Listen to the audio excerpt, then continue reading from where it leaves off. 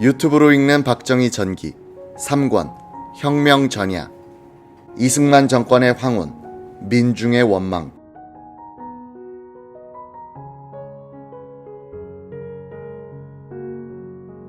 한국군이 정권을 잡는 일은 당분간 불가능할 것이다 라는 잘못된 예측을 한 미국 콜론 보고서가 실린 1960년 1월호 4.3개를 읽은 많은 장교들 가운데는 박정희 소장도 있었다. 이 보고서를 작성하는 데 관여했던 미국 샌프란시스코 근교 버클리 소재 캘리포니아 주립대학의 스칼라피뇨 교수는 5.16 직후 서울에 와서 박정희 의장을 만났는데 콜론 보고서가 화제가 됐다고 한다. 콜론 보고서 발간 1년여 뒤 5.16 새벽 한강을 선두에서 건넜던 김포 해병 1여단의 김윤근 준장은 이 무렵엔 진해의 해병 교육단장으로 근무 중이었다. 어느 날 친구의 아우인 해병 중위가 찾아오더니 콜론 보고서를 읽었습니까? 라고 물었다. 그 중위는 콜론 보고서가 한국군의 기계 없음을 비웃고 있다고 흥분하고 있었다. 나라가 이렇게 어수선하고 어지러운데 군부가 반감만 하고 있을 수는 없지 않겠습니까? 군부가 구국을 위해서 걸기할 때입니다. 장교가 상관 앞에서 입에 담아서는 안 되는 이야기를 해도 부하를 나무라지 않고 달래야 할 정도로 이승만 정권과 한국 사회는 벼랑을 향해서 달려가고 있었다. 군인이 나서서 정치를 한다고 정치인들보다 잘한다는 보장이 있나? 이 사람아, 중남미 여러 나라의 예를 봐. 군인은 국방에 전념하고 정치는 정치인에게 맡겨야지. 김윤균의 이런 원론적인 설득에 그 중위는 승복하는 것 같지가 않았다고 한다. 김윤균은 콜론 보고서는 젊은 장교들을 분개시켜서 결국은 5.16 군사혁명을 태동케 한 원인이 됐다고 썼다. 1960년 1월 21일 박정희 소장은 육관구 사령관에서 부산에 있는 군수기지 사령부에 초대 사령관으로 전보됐다. 군수기지 사령부의 3파역은 6번 군수참모부장 김웅수 소장이었다. 그때까지 군수 기능은 2군 사령부 소속으로 부산 근처에 집결해 있으면서 7개의 기술부대로 분산 운영되고 있었다. 김웅수 소장은 이들 부대를 공병감, 통신감, 의무감, 화학감 등 기술감 아래로 모았다. 그리고 이 부대들을 행정적으로 통합, 지휘하고 전시에는 군수지원을 총괄, 통제할 사령탑으로서 군수기지 사령부를 창설했다. 박정희를 군수기지 사령관 겸 군수참모차장으로 추천한 이도 김웅수였다. 우리나라 군대 조직의 관리에 미국의 선진제도를 도입하는 데 큰 기여를 한 김 장군은 그때까지도 박정희를 만난 적이 없었다. 평판을 들어보니 박정희는 정직하고 열심히 일하는 장군이란 것이었다. 그래서 방대한 군수물자를 관리하는 책임자로는 적임이라 판단해 그를 송효찬 참모총장에게 추천했고 총장도 쾌히 승인해줬다. 박정희 군수기지 사령관의 취임식에 참석한 김 소장이 호텔로 돌아와 있는데 박정희가 찾아왔다. 카카, 이거 혁명이라도 해야지 나라가 이게 되겠습니까? 김 소장은 내가 족청 계열이라고 주목받고 있다니까 나를 떠보는구나 하고 생각했다. 그래서 군대가 혁명을 한다고 나라가 잘 된다는 보장이라도 있답니까? 라면서 말머리를 돌려버리고 말았다. 비슷한 시기에 해병 중위와 육군 소장이 똑같이 군사혁명의 필요성을 이야기하고 있었다. 이 시기가 문제인데 3월 15일로 예정된 정, 부통령 선거를 전후해 온 나라가 요동치던 때였다. 조병옥 민주당 후보의 병사, 군내의 부정선거 공작, 3.15 부정선거, 바로 그날의 마산 의거, 이딴 학생 시위, 그리고 4.19로 달려가는 상황 속에 70만 군대가 있었고 그 안에 박정희가 있었다. 용병이 아닌 국군은 국가와 국민, 그리고 사회의 변화와 맞물려 돌아가는 톱니바퀴다. 급변하는 정치 상황의 영향권 안에 들어간 군대 안에서 박정희는 처음으로 군사혁명이라는 말을 거침없이 뱉어냈다. 그런 어마어마한 말을 해도 그냥 넘어갈 정도의 불만이 이 거대 집단 안에서 형성되고 있었다. 박정희가 김웅수 장군에게 지나가는 말처럼 내뱉은 말이 말에 머물지 않고 행동 계획으로 구체화되고 있었음을 보여주는 자료가 있다. 기자가 5.16 사관, 이낙선 전 상공부 장관 집에서 찾아낸 자료 중에 군사혁명 참여자 증언 기록 카드가 있다.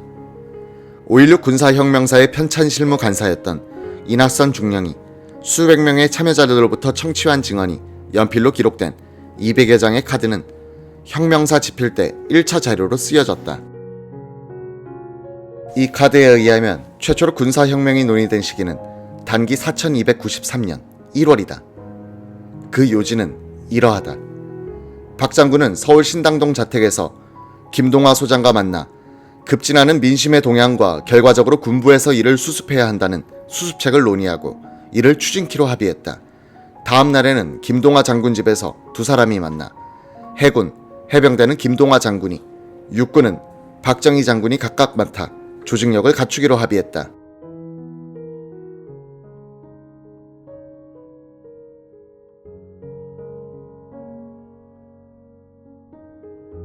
이 최초의 구상은 그 다음에 5.16을 성공시킨 부대 동원의 기본이 됐다. 김동화 장군이 김포에 있던 해병 1여단을, 박정희가 공수단, 육군단 예하포병단 등 나머지 육군 부대를 동원했던 것이다. 김동화 소장은 박정희의 만주 군관학교 1기 선배였다. 그 20년 전 만 23살의 박정희 교사는 긴 칼을 차고 싶어서 안정된 직장을 버리고 만주 군관학교 생도로 입교했다. 그 뒤 20년 동안 그는 한시도 국가와 혁명과 권력이란 화두를 놓지 않고서 생사를 오가는 위기와 고통을 견뎌냈던 것이다. 고목 같은 이승만 정권의 황혼, 분출하는 학생과 민중의 원망은 박정희에게 기회를 제공한다. 그는 20년 동안 깔아놓은 자신의 인맥, 그 그물을 잡아당기기 시작한 것이다.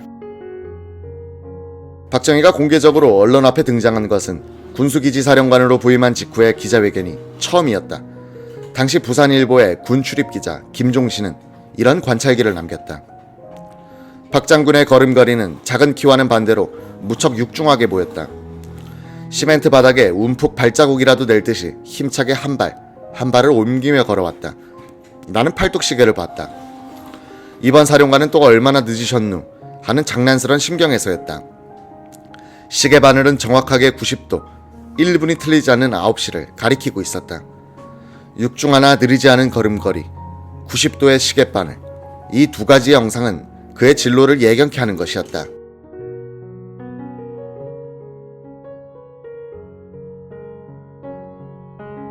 (1960년 1월) 하순, 박정희 군수기지 사령관이 처음 기자들과 만나는 날, 부산문화방송 전응덕 보도과장이 마이크를 갖다 대면서 부임 소신을 피력해달라고 했더니 박정희는 마이크를 밀어버리면서 말했다. 우리 이런 딱딱한 분위기는 치워버리고 얘기나 합시다. 나는 경상도 사람이라 부산에 오니까 마치 고향에 온 것 같습니다. 물을 거 있으면 물어보십시오. 상투적인 부임 소감의 피력은 생략했다. 부산일보 군출입기자 김종신이 나섰다. 부산에 있는 부대들은 말썽이 많다는 것을 알고 오셨을 텐데 앞으로 부대 운영은 어떻게 해나갈 작정입니까? 박정희 사령관은 한참 있더니 천천히 입을 뗐다. 잘 해나갈 작정입니다. 담담하게 말하는 박정희의 얼굴에는 엄숙함과 함께 기자들을 비웃는 듯한 냉소의 그림자가 스쳐 지나갔다. 그 비웃음은 기자들에 대한 박정희의 생각을 정직하게 드러낸 것이었다. 구사단 참모장 박정희 아래서 정훈 장교로 근무한 인연으로 그 뒤로도 오랫동안 교분을 유지하고 있던 이용상 대령은 그때 국방부 보도과장이었다. 그는 박 장군은 구상, 장덕조, 김팔봉 같은 문인 출신 언론인들하고는 절친했지만 다른 기자들을 대체로 경멸하고 기피했다. 기자들도 약점이 별로 없는 박 장군을 무서워했다 라고 말했다. 박정희는 기자들을 호칭할 때는 그 자식들 식으로 감정을 드러내곤 했다. 이용상은 당시 일부 군 장성들과 일부 군 출입 기자들 사이에는 일종의 부패 구조가 형성돼 있었다 라고 했다. 일부 고위 장교들은 부정 때문에 기자들에게 약점이 잡혀 있었고 또 언론을 통해서 경무대에 잘 보이려고 기자들을 매수하기도 했습니다. 군의 문제점을 보도하는 데는 거의 자유롭던 시대이니 장성들은 기자들을 두려워하기도 하고 출세에 이용하려고도 했죠. 육관구 사령관 시절 박정희 장군은 그런 기자들과의 접촉은 김재춘 참모장에게 맡겨놓고 직접 만나지는 않으려 하더군요. 기자들로부터 어떤 대접을 받는가는 장성들의 자세나 자질에 달린 것이기도 했다. 군수기지 사령관에 부임한 박정희를 부산의 군출입 기자들은 달리 대하기도 했다. 젊은 기자가 젊은 장성들에게 친구처럼 접근하던 시절인데 박정희는 위험이 풍겨 함부로 말을 붙이기도 어렵고 잡담을 할 분위기가 아니었다는 것이다. 당시 국제신보의 설영우 기자는 박 장군이 온 뒤에는 우리 기자들의 자세가 달라졌다고 했다. 이 무렵 박정희의 심중을 엿보게 하는 편지 2통이 있다. 한 통은 그가 군수기지 사령관으로 부임한 직후 매형 한전봉에게 보낸 편지다. 한 씨는 박정희보다 4살 위 누님 박재희의 남편으로서 그때 경북 상주에서 살고 있었다. 맞춤법만 손을 본 뒤 원문대로 옮긴다.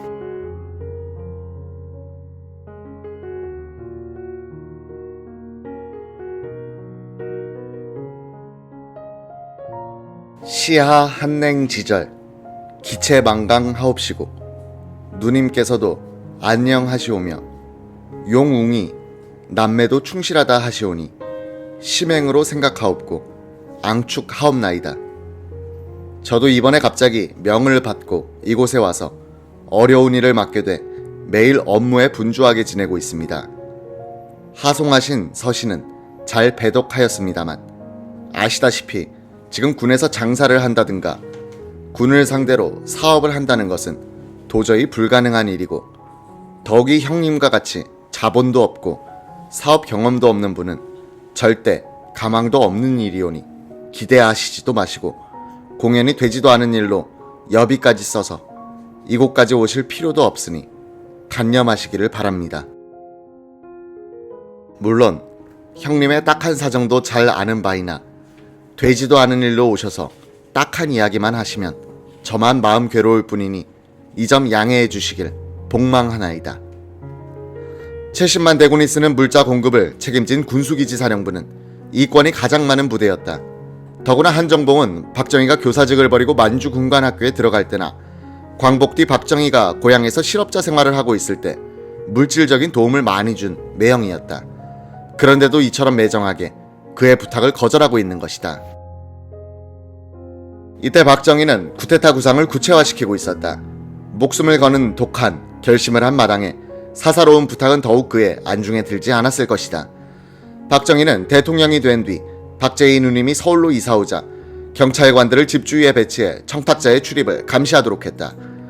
박정희가 문경 보통학교 교사이던 때 제자했던 정순옥은 결혼해 3남매를 둔 주부가 되어 있었다. 1959년 봄 박정희 1군 참모장에게 편지를 썼다. 박정희 소장이 이 편지에 대한 답장으로 보낸 것을 정순옥 할머니는 지금까지 보관하고 있다. 20년 전의 추억을 더듬으면 천진난만한 순옥이의 소녀 시절의 모습이 떠오르지만 지금은 3남매의 어머니가 되었다니 모습도 많이 변했겠지. 뜻밖에도 보내주신 서신 반가이 배독했습니다.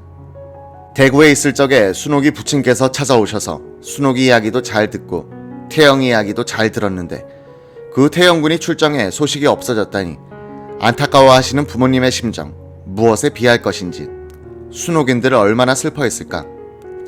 3남매의 어머니가 된 순옥이를 순옥이라고 불러서 어떨는지.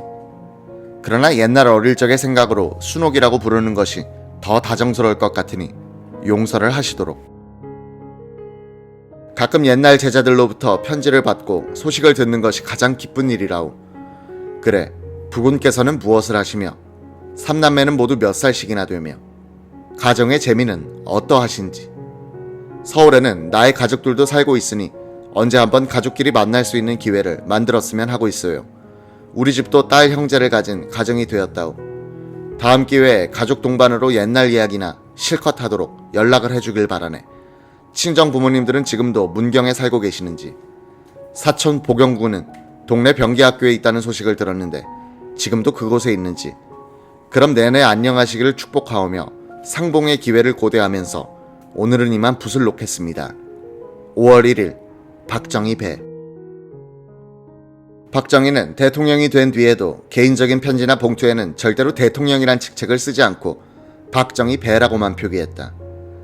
공적인 자리에선 찬바람이 일고 매정한 박정희는 사적인 자리에선 다감하고 겸손한 사람이었다.